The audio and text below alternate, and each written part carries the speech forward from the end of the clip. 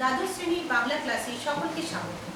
আজকে আমি তোমাদের পড়াবো তোমাদের যে সাহিত্য চর্চা বইটি রয়েছে সেই সাহিত্য চর্চা বইয়ের প্রথম যে গল্পটি, এটি একটি ছোট গল্প, কে বাঁচায় কে বাঁচে, সেই গল্পটি তোমাদের পড়াবো। গল্পটির লেখক হলেন প্রখ্যাত ঔপন্যাসিক গল্পকার মানিক বন্দ্যোপাধ্যায়। মানিক বন্দ্যোপাধ্যায়ের আসল নাম হলো প্রবোধ কুমার বন্দ্যোপাধ্যায়। তার ডাক নাম ছিল মানিক, সেই নামে তিনি সাহিত্যকর্ম করেছিলেন। তিনি সাহিত্যকেই তার পেশা হিসেবে নিয়েছিলেন এবং তিনি যখন বিএসসি পড়ছিলেন অঙ্ক নিয়ে, তো সেই সময়ে তার প্রথম গল্প প্রকাশিত হয় অতসীমামি। তার প্রথম কাব্যের নাম হলো দিবারাত্রির কাব্য। এছাড়া তার প্রথম উপন্যাসের নাম হলো দিবারাত্রির উপন্যাস, কাব্য নয় উপন্যাস।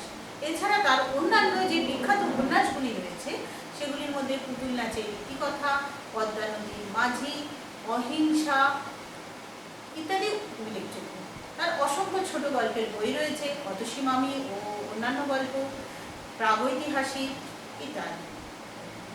তো মানিক বন্দ্যোপাধ্যায় এই যে গল্পটি কে বাঁচায় কে বাঁচে, এটি ভৈরব পত্রিকায় প্রথম প্রকাশিত হয়েছিল।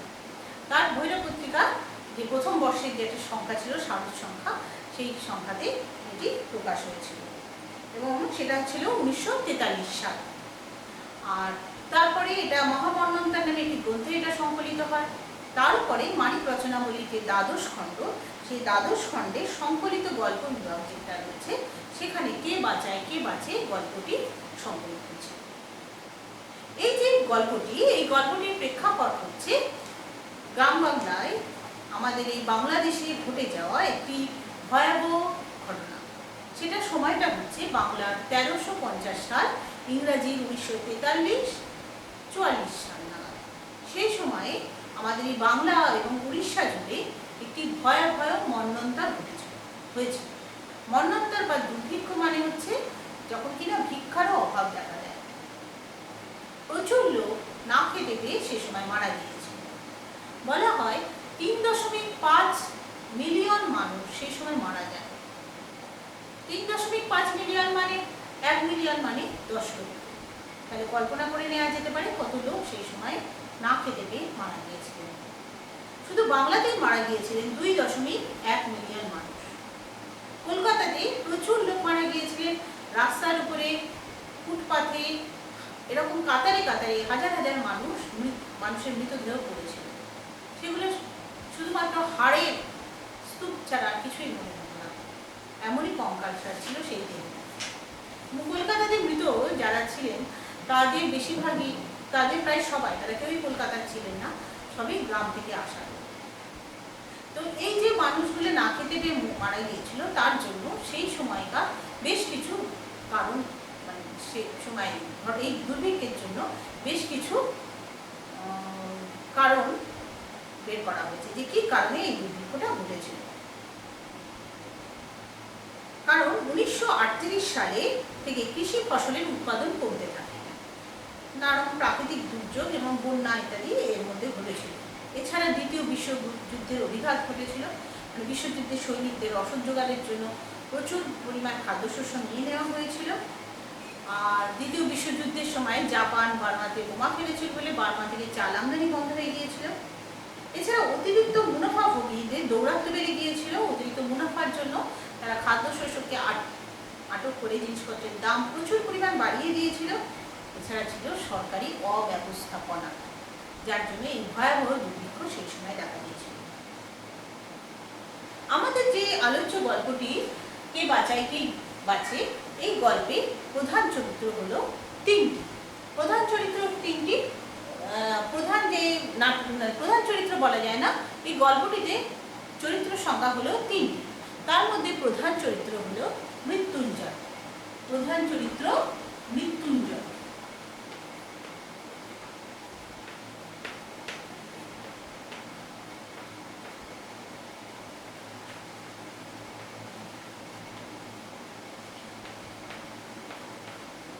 এর সঙ্গে যে সহযোগী চরিত্র আছে, মৃত্যুঞ্জয় সহকর্মী বন্ধু সুলভ, সেই ব্যক্তির নাম হলো নিখিল।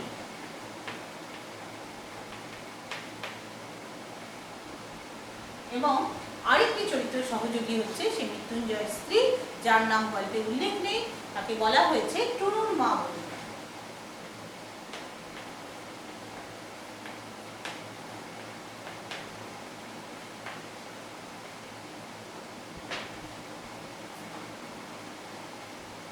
তো আমরা এই গল্পটা আবার একটু পড়ি, পড়ে একটু আলোচনার দিকে যাই।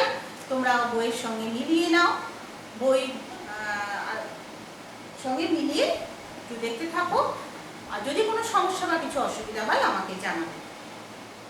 সেদিন আপিস যাবার পথে মৃত্যুঞ্জয় প্রথম মৃত্যু দেখল, অনাহারে মৃত্যু।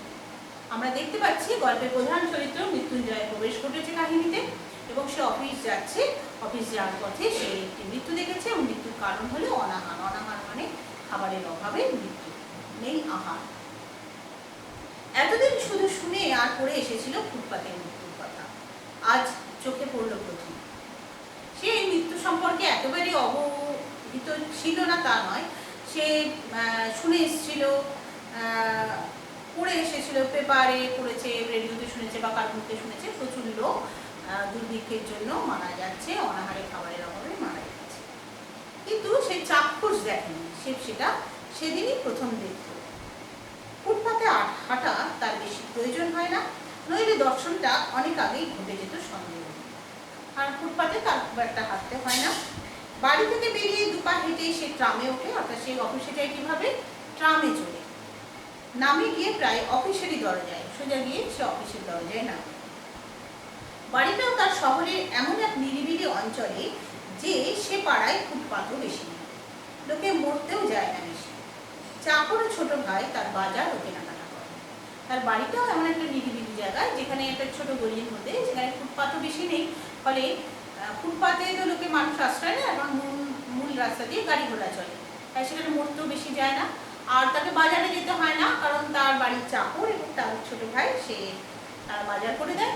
আর বাড়ি থেকে বেরিয়ে সে ট্রামে ওঠে এবং নামে গিয়ে অফিসের দরজায়, ফলে তাকে রাস্তায় চলতেও হয় না। কিন্তু সেদিন কোনো কারণে তাকে যেতে হয়েছিল, এবং তার জন্যেই সে ফুটপাতে, তার দুর্ভাগ্য তার চোখের সামনে, সে ফুটপাতের মৃত্যু সে দেখতে পেয়েছিল। কয়েক মিনিটের মধ্যেই মৃত্যুঞ্জয়ের সুস্থ শরীরটা অসুস্থ হয়ে গেল। এমন একটা কিছু মৃত্যুঞ্জয় দেখেছে যা দেখার পরে তার প্রচণ্ডভাবে মনের উপরে চাপ পড়েছে, এবং মনের উপরে চাপ পড়ার জন্য তার মন এত কষ্ট হয়েছে যে যার সঙ্গে শরীরও তার প্রতিক্রিয়া দিয়েছে, অর্থাৎ শরীরেও তার নানান রকম অসুবিধার শুরু হয়ে গেছে। আমাদের সকলেরই নানা রকম কোনো যখন মনের উপরে খুব চাপ পড়ে, কোনো কষ্ট পায় বা কোনো দুর্ভাগ্যজনক ঘটনা দেখে ফেলি, তখন আমাদের মনের মধ্যে এতটাই চাপ পড়ে যার জন্য আমাদের শরীরে প্রতিক্রিয়া দেখা যায়, মাথা ব্যথা, গা গোলায়, বমি পায় ইত্যাদি ইত্যাদি নানা রকম হয়। মৃত্যুঞ্জয়ের ক্ষেত্রেও মনে করছি সেরকমই কিছু ঘটেছে। মনে আঘাত পেলে মৃত্যুঞ্জয়ের শরীরে তার প্রতিক্রিয়া হয়, মানসিক বেদনাবোধের সঙ্গে চলতে থাকে শারীরিক কষ্টবোধ। অফিসে পৌঁছে নিজের ছোট কুঠুরিতে ঢুকে সে যখন থপ করে চেয়ারে বসে পড়ল, তখন সে রীতিমতো কাবু হয়ে পড়েছে, এবং তার এই যে মানসিক এবং শারীরিক কষ্ট তাকে একেবারে প্রায় কাবু করে ফেলেছে। সে অফিসে গিয়ে ধপ করে তার চেয়ারে বসে পড়েছে, কাবু মানে কাহিল হয়ে পড়েছে। একটু বসেই তাই উঠে গেল কলঘরে, মানে সে নিজেকে স্থির রাখতে পারলো না, চেয়ারে সে বসতে পারলো না। সে একটু পরে সে উঠে গেল কলঘরে। কলঘর বলতে স্নানঘর বা বাথরুম, অফিসে যেটা রয়েছে সেখানে সে চলে গেল। দরজা বন্ধ করে বাড়ি থেকে পেট ভরে যত কিছু খেয়ে এসেছিল, ভাজা, ডাল, তরকারি, মাছ, দই আর ভাত, প্রায় সব বমি করে উঠে দিল। যা কিছু খেয়ে এসেছিল সবই তার বমি হয়ে গেল। পাশের কুঠুরি থেকে নিখিল যখন খবর নিতে গেল, কলঘর থেকে ফিরে মৃত্যুঞ্জয় কাচের গ্লাসে জল পান করছে। গ্লাসটা খালি করে নামিয়ে রেখে সে শূন্য দৃষ্টিতে দেয়ালের দিকে তাকিয়ে রইল। যখন পাশের কুঠুরি থেকে, আর পাশের কুঠুরিতে আমরা প্রথম পেলাম গল্পের দ্বিতীয় চরিত্র নিখিল। সেই দ্বিতীয় চরিত্র নিখিল যখন খবর নিতে এলো, তখন দেখলো যে মৃত্যুঞ্জয় নিজেকে কিছুটা সামলানোর চেষ্টা করছে। সে একটা কাচের গ্লাসে এক গ্লাস জল খেয়েছে, হ্যাঁ, এবং শূন্য দৃষ্টিতে দেয়ালের দিকে তাকিয়ে রইল। তার দৃষ্টির মধ্যে যেন সে কিছু যেন দেখতে পাচ্ছে না, সে এমন একটা উদাস ভাবে সে দেয়ালের দিকে তাকিয়ে রইল। তার মানে তার মন এখনো প্রচন্ড ভারাক্রান্ত, সে মনের কষ্টে সে দেয়ালের দিকে তাকিয়ে রয়েছে। অফিসে সে আর নিখিল প্রায় সমপদস্থ, মাইনে দুজনের সমান, একটা বাড়তি দায়িত্বের জন্য মৃত্যুঞ্জয় 50 টাকা বেশি পায়। তাহলে মৃত্যুঞ্জয় এবং নিখিল এরা দুজনে অফিসে প্রায় সমপদস্থ, মানে প্রায় একই পদে চাকরি করেন এবং এদের দুজনের মাইনে প্রায় সমান। শুধু একটা বিশেষ কাজের দায়িত্বের জন্য মৃত্যুঞ্জয় আরো 50 টাকা বেশি পায়। এবার নিখিল সম্পর্কে একটু বলছেন লেখক। নিখিল রোগা, তীক্ষ্ণ বুদ্ধি এবং একটু আলসে প্রকৃতির লোক। নিখিল মানুষটা কিরকম? রোগা, তীক্ষ্ণ বুদ্ধি এবং একটু আলসে প্রকৃতির লোক। মৃত্যুঞ্জয় 2 বছর আগে বিয়ে করে 8 বছরে সে মোটে 2টি সন্তানের পিতা হয়েছে। সংসারে তার নাকি মন নেই, অবসর জীবনটা সে তৈরি করে আর একটা চিন্তা জগৎ করে তুলে মৃত্যুঞ্জয়ের 8 বছর আগে নিখিল বিয়ে করেছে। আর তাহলে মৃত্যুঞ্জয় বিয়ে করেছে 8 বছর আগে, মৃত্যুঞ্জয়ের 2 বছর আগে নিখিল বিয়ে করেছে। মৃত্যুঞ্জয়ের 2 বছর আগে নিখিল বিয়ে করেছে এবং তার 8 বছর সংসার হয়েছে। তার মানে মৃত্যুঞ্জয় বিয়ে করেছে 6 বছর। নিখিলের 2টি সন্তান আছে এবং সংসারে তার মন নেই, অবসর জীবন সে গল্প বই পড়ে সে তার একটা চিন্তা জগৎ গড়ে তুলে কাটিয়ে দিতে চায়। নিখিল সম্পর্কে বলা হয়েছে সে রোগা, তীক্ষ্ণ বুদ্ধি এবং একটু আলসে প্রকৃতির, ফলে সে বই পড়ে বাকি সময়টা কাটিয়ে দিতে আগ্রহী। অন্য সকলের মতো মৃত্যুঞ্জয়কে সেও খুব পছন্দ করে। কারণ আমরা বুঝতে পারছি মৃত্যুঞ্জয়কে সকলেই খুব পছন্দ করে। হয়তো মৃদু একটু অবজ্ঞার সাথে ভালোবাসে। অবজ্ঞাটা কেন করে? হয়তো তার এমন কোনো জোর খাটিয়ে সে হয়তো এমনভাবে কোনো কথা বলতে পারে না, বা সে একটু দুর্বল প্রকৃতির মানুষ, একটু অনুভূতিশীল বলে তাকে অনেক সময় একটু অবহেলা করা হয়। কিন্তু তাকে সবাই ভালোবাসে, এ কথাও কিন্তু লেখক বলেছেন। মৃত্যুঞ্জয় শুধু নিরীহ, শান্ত, দরদি, ভালো মানুষ বলে নয়, সৎ ও সরল বলেও নয়, মানব সভ্যতার সবচেয়ে প্রাচীন ও সবচেয়ে পচা ঐতিহ্য আদর্শবাদের কল্পনা তাপস করে। মৃত্যুঞ্জয়কে যে কেন এরা যে বেশি ভালোবাসে, যে সে কেবলমাত্র শান্ত, দরদি, ভালো মানুষ তার জন্যই নয়, কেবল সৎ ও সরল বলেও নয়, মানব সভ্যতার যে প্রাচীন আদর্শবাদ, অর্থাৎ মৃত্যুঞ্জয় আদর্শবাদী। তার একটা নিজস্ব আদর্শ রয়েছে, সেই যেটাকে ঠিক মনে করে সেই পথে সে চলার চেষ্টা করে, কখনো সেই অসাধুতা বা তার নিজের আদর্শ থেকে বিচ্যুত হয় না। এটার জন্য মৃত্যুঞ্জয় সকলের ভালোবাসা পেয়েছে এবং সে একটু কল্পনা বিলাসী। মৃত্যুঞ্জয় দুর্বল চিত্ত, এই প্রসঙ্গে আরো কিছু মৃত্যুঞ্জয়ের গুণ আছে, সে কথা বলা হচ্ছে। মৃত্যুঞ্জয় দুর্বল চিত্ত, ভাবপ্রবণ, আদর্শবাদী বলে কোনো কথা ছিল না। দুটো খোঁচা দিয়ে খেপিয়ে তুললেই তার মনের কুঞ্জ কুঞ্জ অন্ধকার পেরিয়ে এসে তাকে অবজ্ঞ করে দিত। মৃত্যুঞ্জয় যদি দুর্বল প্রকৃতির মানুষ হতো, তাহলে তাকে একটু খোঁচা দিলে সেই সেখান থেকেই তার রাগ, তার দুঃখ বা তার কান্না সে প্রকাশ করে ফেলতো। তারপরে সে হালকা হয়ে যেত এবং সাধারণ মানুষের মতনই তার আলাপ আলোচনা করতো। আমরা যদি মনে খুব কষ্ট পাই, সেই কষ্টটা কিন্তু পুষে না রেখে যদি বের করে দিই, তাহলে আমরা সাধারণ মানুষের মতনই হয়ে যায়, আবার আগের মতনই হয়ে যায়। তো সেই রকমও কিন্তু মৃত্যুঞ্জয় নয়। বেশিরভাগ লোক আমরা যেরকম, ঠিক সেই রকমও মৃত্যুঞ্জয় নয়।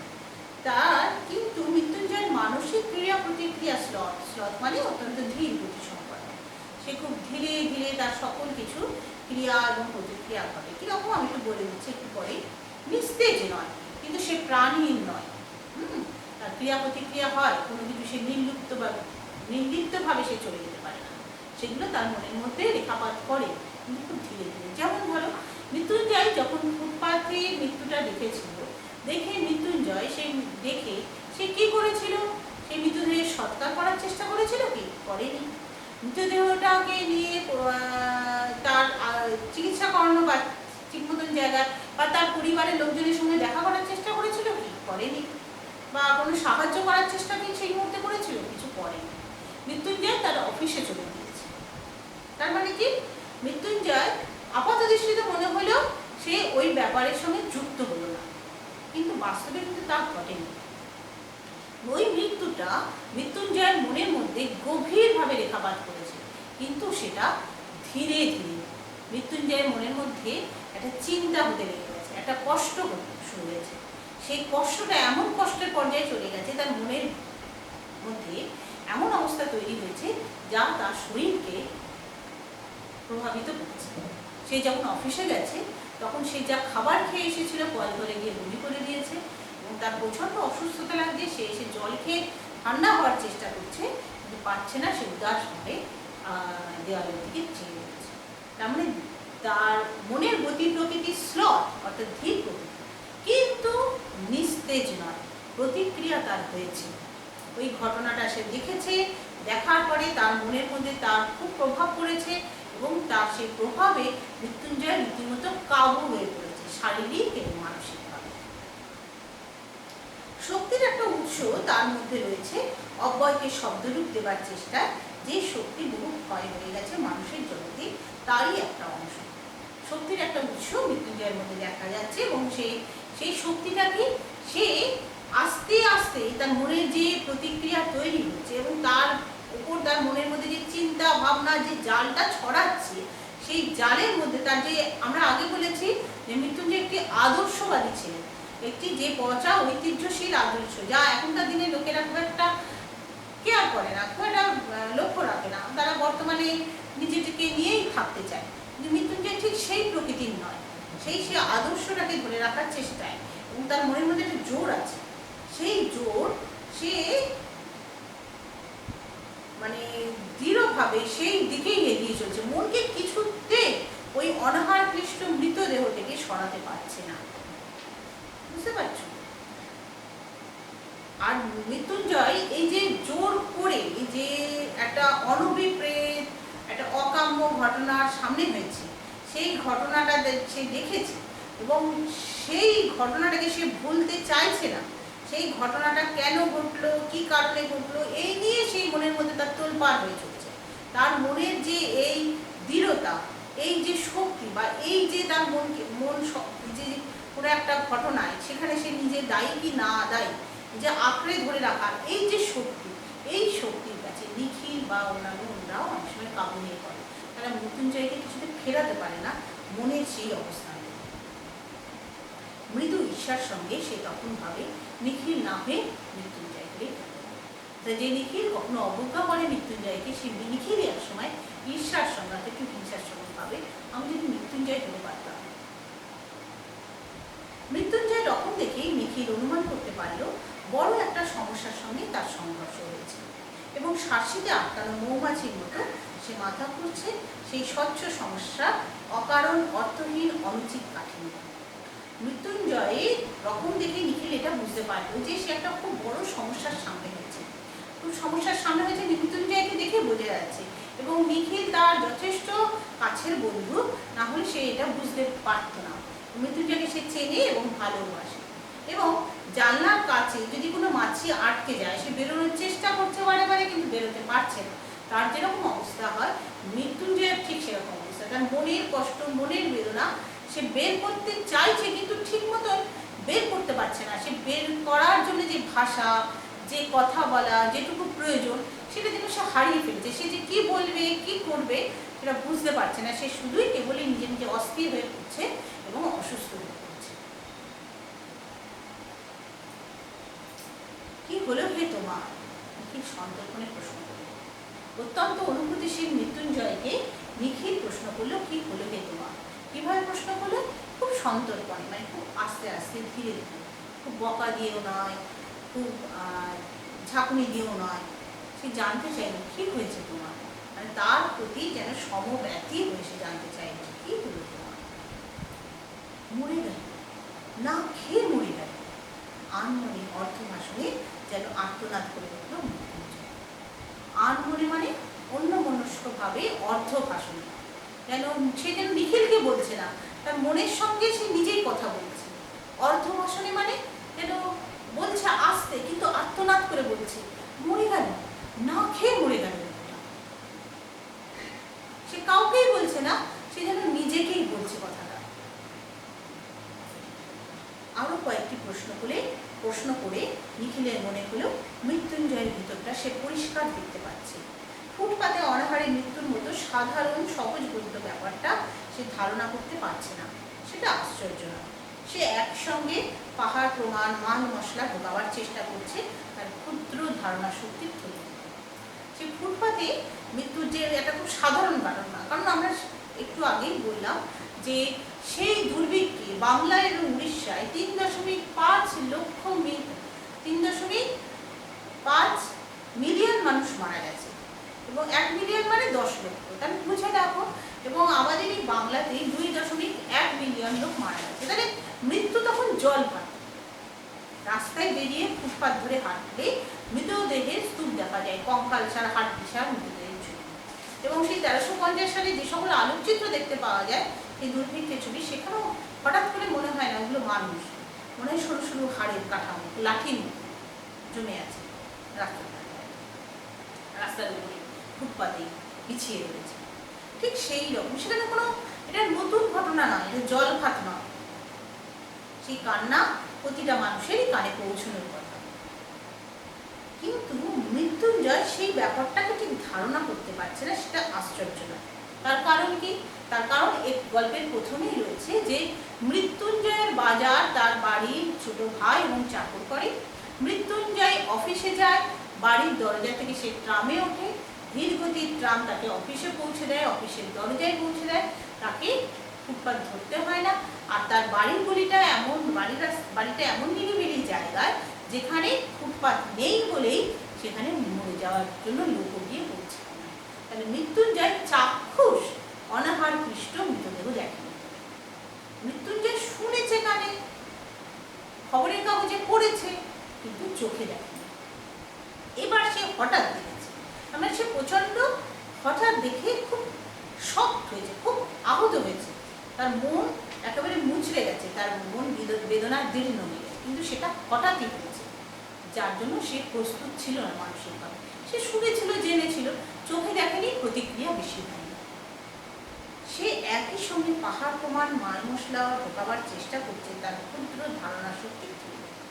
তার যে ধারণা শক্তির যে থ্রুই তার মনকে ধরে রাখা, বাস্তব থেকে কিছুটা বিচ্যুত, সেখানে সেই পাহাড় প্রমাণ মাল মশলা ঢোকাবার চেষ্টা করছে। কি করবে সে? কি করতে পারে? এই সমস্যাটার সমাধান সে কি করতে পারে?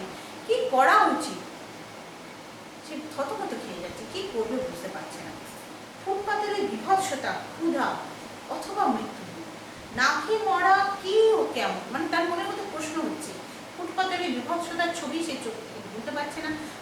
আমরা যদি কোনো জলজান্ত মানুষকে হঠাৎ থাকে থেকে নেই দেখতে পাই, তখন আমাদের মনের মধ্যে যে প্রতিক্রিয়া হয়, আমরা তো ভুলতে পারি না। আমরা তাকে দেখি, সে সামনে রয়েছে, সে কাছে রয়েছে, সে বলছে কথা, কিন্তু সে নেই। ঠিক মৃত্যুঞ্জয় ঠিক সেই রকমভাবে ঘটনাটা তার মনের মধ্যে প্রতিক্রিয়া। সে মানুষটাকে আমাদের চিনত না, কিন্তু এইভাবে অনাহারে মারা যাওয়া, সেটা তার কাছে খুব বেদনাদায়ক। অসুস্থতা নয়, কিছু নয়, স্রেফ না খেতে পেয়েই মারা গেছে। খেতে পায়নি লোকটা, খাবারের অভাবে মারা গেছে। না খেয়ে মরাটা কি এবং কেমন, কেমন করে লোকে না খেয়ে মরে, কেমন ভাবে, কত কষ্ট হয় না খেয়ে মরতে, কিরকম কষ্ট? ক্ষুধার যাতনা বেশি না মৃত্যু যন্ত্রণা বেশি ভয়ঙ্কর? কোনটা বেশি ভয়ঙ্কর, ক্ষুধার কষ্টটা না মৃত্যুর কষ্টটা? মৃত্যুঞ্জয়ের মনের মধ্যে তোলপাড় হতে থাকে এইসব নানান রকম প্রশ্ন। অথচ নিখিল প্রশ্ন করলে সে জবাবে বলে অন্য কথা। ওই নিয়ে সে কোনো কথা বললো না। তার মনে যে তোলপাড় হচ্ছে, আলোড়ন হচ্ছে, সেইটা নিয়ে বলছে না। সেটা কিন্তু ভেতরে ভেতরে চিন্তা করেই চলেছে, সেটা নিয়ে সে ভেবেই চলেছে।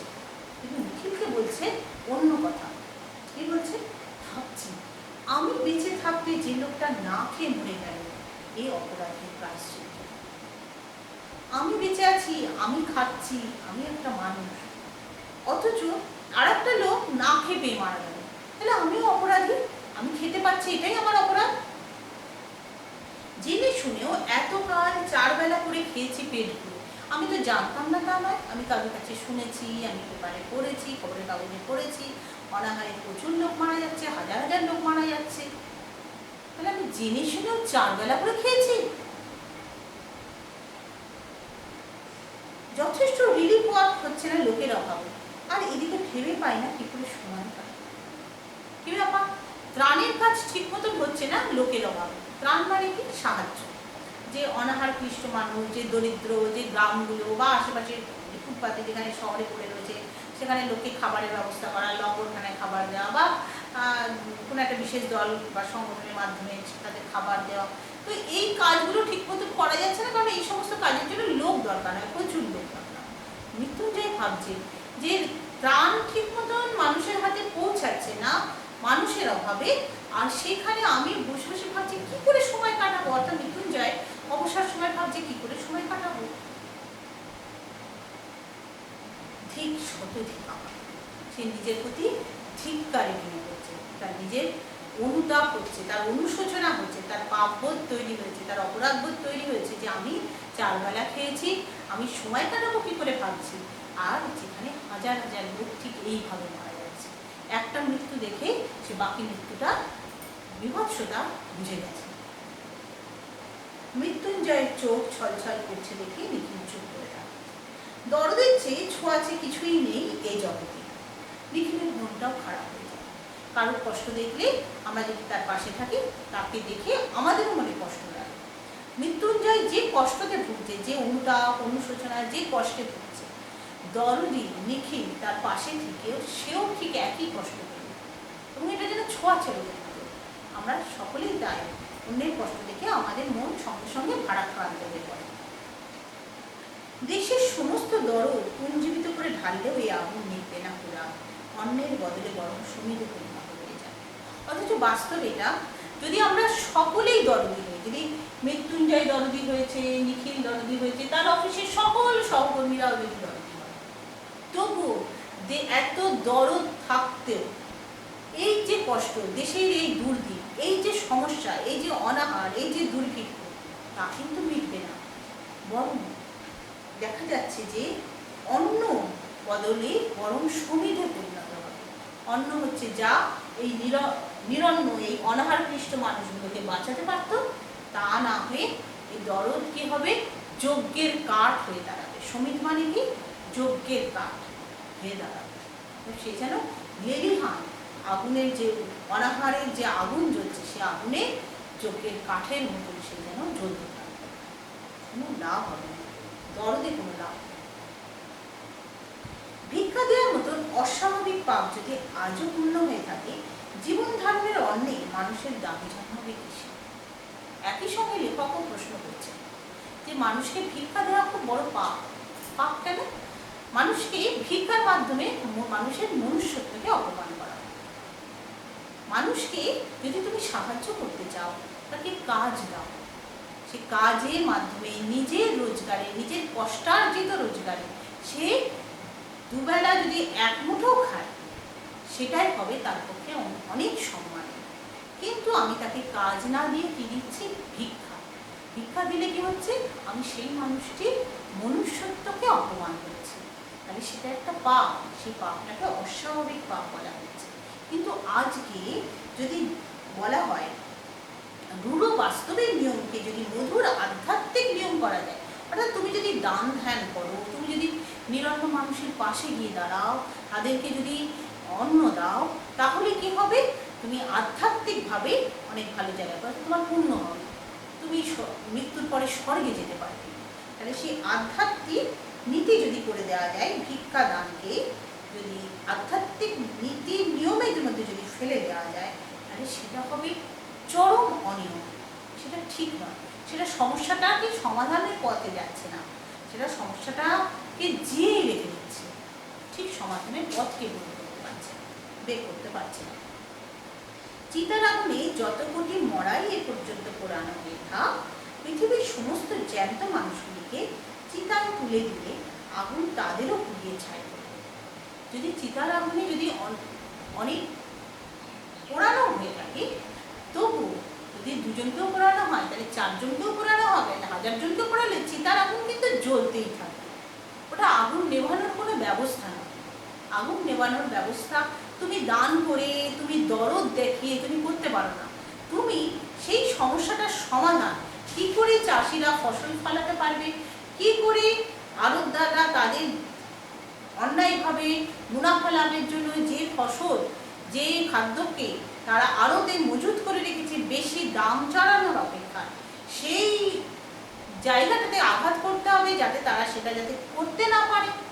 সেই জিনিসগুলো যদি আমরা সমস্যাগুলো যদি সমাধান করি, বিশ্বযুদ্ধের মতন যদি অন্যায় যদি ঘটতে না দিই, তবেই এই সমস্যার সমাধান সম্ভব। আমাদের সেই পথের দিকে এগোলে সমস্যার সমাধান হবে। তা না হলে আমরা দরদ দেখিয়ে দান ধ্যান করে এই সমস্যার সমাধান করতে পারব না। বিক্ষুব্ধ চিত্তে এইসব কথা ভাবতে ভাবতে নিখিল সংবাদপত্রটি তুলে নিল। চোখ ঘুরিয়ে যেতে যেতে নজরে পড়ল ভালোভাবে সদ্গতির ব্যবস্থা করে গোটাকুড়ি মৃতদেহকে স্বর্গে পাঠানো হয়নি বলে এক স্থানে তীক্ষ্ণ হা হুতাশকর মন্তব্য করা হয়েছে। চোখ পেপার খবরের কাগজটা পড়ছেন নিখিল, পড়তে পড়তে দেখছেন এক জায়গায় খবর দিয়েছে যে ঠিক মতন সদ্গতি করা হয়নি, অর্থাৎ মৃত্যুর পরে তার ধর্মীয় মত অনুযায়ী ঠিক মতন তার সৎকার ব্যবস্থা করা হয়নি। তো সেই জন্য বেশ হাহুতাশকর মন্তব্য করা হয়েছে। এটাই নিখিল দেখতে লাগলো, মানে সমস্যার সমাধানের পথে না গিয়ে লোকে সেই প্রকৃত সমাধানের পথে না গিয়ে সেই সময় ছোট ছোট ব্যাপার নিয়ে লোকে বেশি চিন্তিত হয়ে পড়ছে, হা হুতাশ করছে, সেইটা দিকে দেখা যাচ্ছে। আমাদের গল্পের একটা বেশ খানিকটা অংশটি আমরা এখানে পড়লাম। আশা করি তোমরা এটা ঠিক মতন পড়বে। পরের দিন মানে পরের ক্লাসে বাকি অংশটা পড়বো। বা সকলে ভালো থাকবে, খুব ভালো করে পড়বে। যদি কোনো অসুবিধা হয় অবশ্যই